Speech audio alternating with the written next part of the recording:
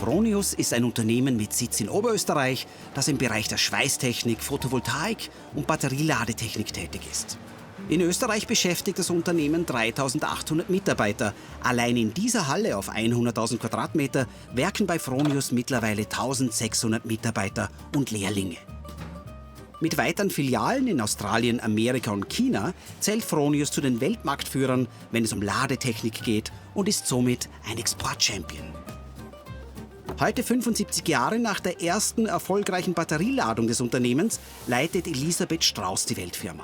Die Enkelin des Gründers, Günther Fronius. Ja, hallo Herr Jäger. Jetzt habe ich Sie endlich gefunden. Ja, ich habe mir gedacht, ich beschäftige mich. Das ist hochinteressant. Kommen Sie. Ja, das ist total lässig. Danke. Autobatterien zu laden war kurz nach dem Krieg keine Selbstverständlichkeit. Viele Batterien wurden entsorgt oder gingen durch falsche Ladung kaputt. Der gelernte Elektrotechniker und Ingenieur Günther Fronius entwickelte eine Lösung, mit der das kleine Unternehmen Batterieladesysteme revolutionierte. 1995 dann der nächste Clou. Das Unternehmen stellt ein Gerät vor, das gleich in Wechselstrom verwandelt und den Markt in der Solartechnik nachhaltig verändern sollte. Frau Strauß, ich bin wirklich beeindruckt. Also wenn man denkt, dass Ihr Großvater, das habe ich gelesen in der Firmengeschichte, in einer Baracke angefangen hat. Wie ist das vor sich gegangen? Hat er das mal erzählt oder so? Ja, er hat das natürlich erzählt, also in der Familie. Und er war ein Siebenbürger Sachse, ist dann durch den Krieg nach Österreich gekommen und hat dann in Niederösterreich meine Großmutter kennengelernt. Ah. Und in Oberösterreich hat er dann in der Nähe von der Grünau die Möglichkeit bekommen, dass er ein kleines Wasserkraftwerk repariert. Und der Lohn war dafür, für diese Reparatur eben war dann, dass er eine Baracke bekommt. Und in diese Baracke sind sie eingezogen. Und der Start von Fronius hatte viel mit Batterien zu tun? Ja, eigentlich ist das auch schon ein Nachhaltigkeitsgedanke gewesen. Also obwohl ja damals Nachhaltigkeit jetzt, ich weiß gar nicht, ob es das Wort gegeben hat. Man hat es mehr gelebt, ja, man hat darüber geredet. Nein, es war, Mobilität war ein Thema. Er hat dann gesehen, dass es sehr viele Autobatterien gibt, die nicht funktionieren.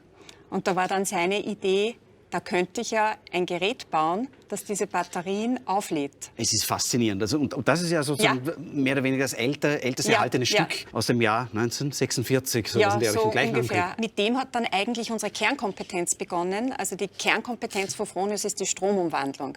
Also von Wechselstrom in Gleichstrom oder von Gleichstrom in Wechselstrom. Wie viel verkaufen Sie von diesem Wechselrichter und wo? Und wo? Wenn ich über das Jahr 2020 spreche, da haben wir über 409.000 Wechselrichter hergestellt und verkauft. Und das ist ja ein exponentieller Markt. Wo sehen Sie da die Zukunft? Wie viele Wechselrichter verkaufen Sie in 10 Jahren? Na, das weiß ich jetzt noch nicht.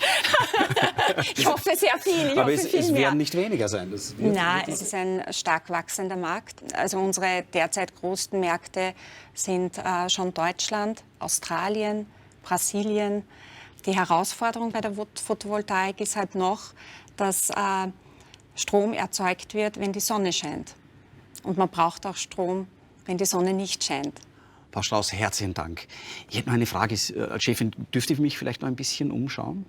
Sehr, sehr gerne. Ja, ich bin so ein neugieriger Mensch. Ja. Alleine 550 Mitarbeiter sind nur für Forschung und Entwicklung neuer Technologien zuständig. Damit gelingt es dem Unternehmen, eine 90-prozentige Exportrate zu halten. Der Wechselrichter wird mittlerweile in alle möglichen Länder exportiert und ist Weltmarktführer. 1999 knackte die Firma erstmals die 1 Milliarde Schilling-Marke und ist damit eines der führenden Exportunternehmen Österreichs.